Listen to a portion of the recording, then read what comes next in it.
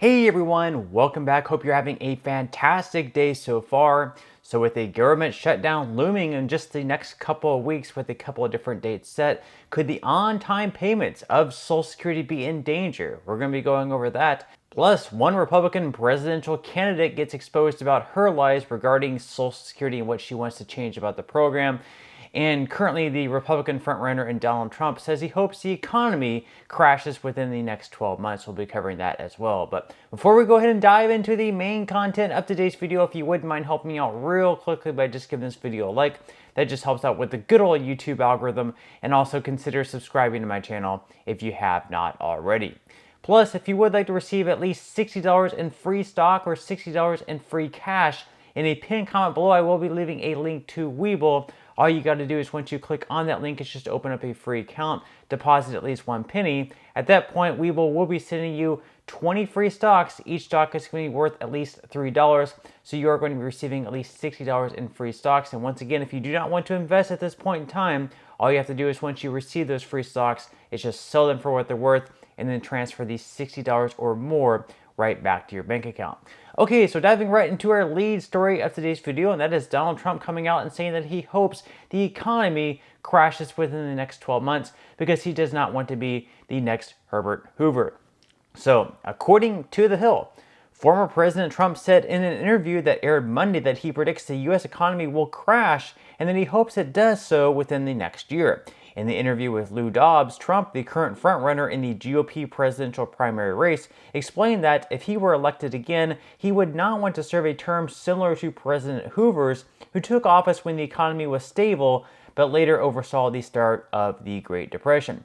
Trump railed against the economy, but conceded that there were some good aspects of it and took credit for those successes. He said, quote, "We have an economy that's so fragile, and the only reason it's running right now is it's running off the fumes of what we did. It's just running off the fumes." Trump added, "And when there's a crash, I hope it's going to be during this next 12 months because I don't want to be Herbert Hoover, the one president I just don't want to be, Herbert Hoover." Now, Biden has actually commented in the past and compared Trump to Hoover.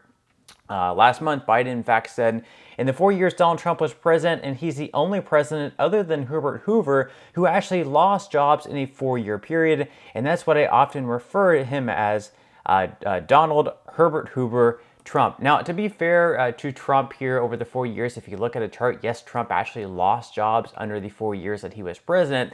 But also, you have to keep in mind he was a president under the COVID pandemic, where we shut down a lot of the jobs out there we shut down, so people were losing jobs mostly because of that. However, if you look at the years of 2017, 2018, and 2019, jobs were gaining at a pretty good pace. It was just 2020 that completely killed his jobs record. And then, of course, we can also look at Biden's jobs record, where he's been very excited about the amount of jobs that he's added. However, a lot of the jobs that Biden kind of added was actually the jobs that were just lost during 2020 that were going to be added back automatically anyways. So you really can't, give Biden credit for the jobs that he gained if you're going to discredit Trump for the jobs that he so-called lost. Now, in some other news, of course, we have a couple of different deadlines coming up where it's possible that we might have a government shutdown. So January 19th is going to be the first date.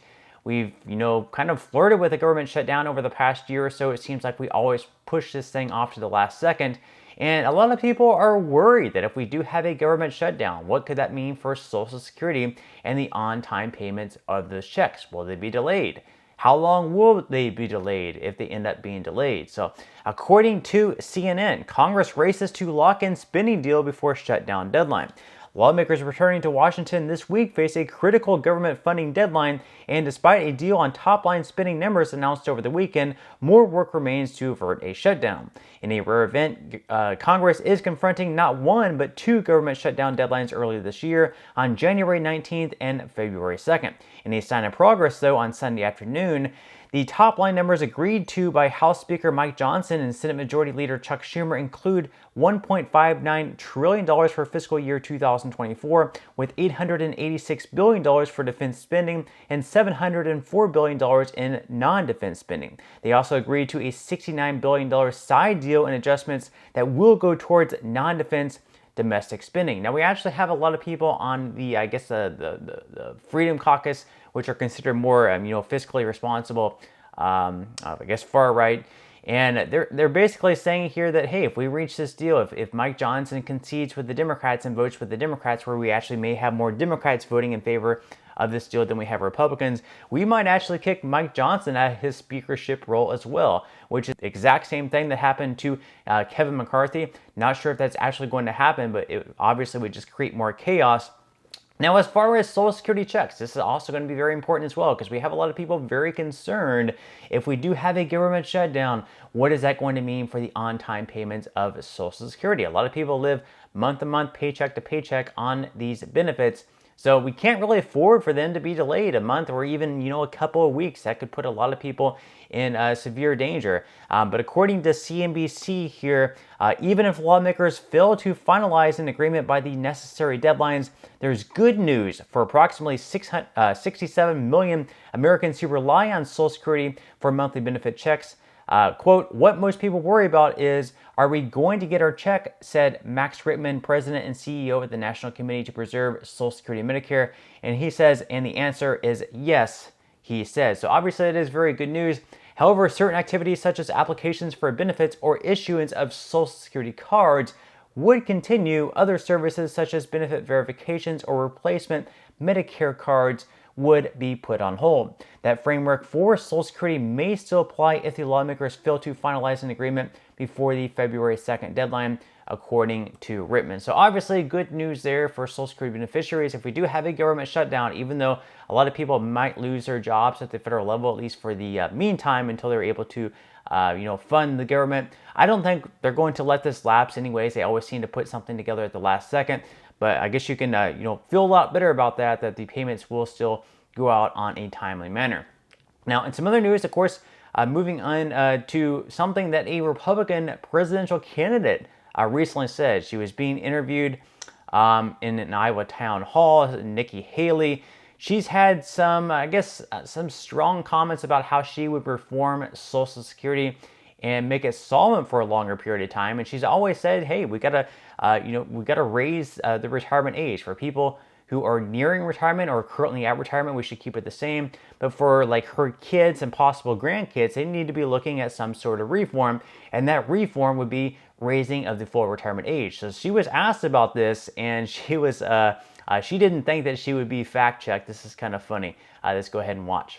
So Governor DeSantis is hitting you for claiming the retirement age is, quote, way too low. He said, quote, I don't know why she's saying that. So are you saying that? Where do you stand on that? I have never once said that. Well, wait. In Bloomberg interview, you said anyone who says they'll leave America bankrupt, Social Security will go bankrupt, Medicare will, so we don't touch anyone's retirement. But go to people like my kids in their 20s and tell them the rules haven't changed. Change the retirement age to reflect life expectancy.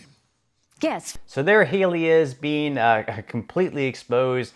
She was so definitive when she said, I never once said that. And I don't think that she realized that she was actually going to be fact-checked there.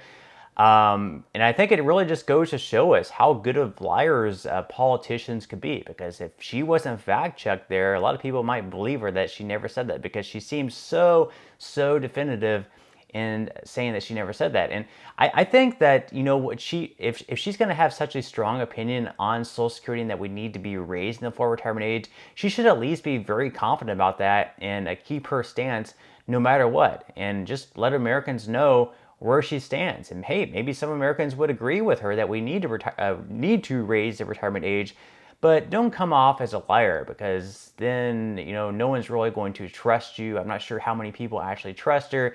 And in a time where she's actually, going up in the polls and surpassing DeSantis, this is a very bad look for her. I don't think she really had a chance of defeating Trump anyways, but this is pretty much going to all but kill her chances of being the next president of the U.S. But that's all we have for today's video. I certainly hope that you enjoyed and found value out of it. If you did, again, I would greatly appreciate if you could give this video a like. Consider subscribing to my channel if you have not already, and I will see you in the next video.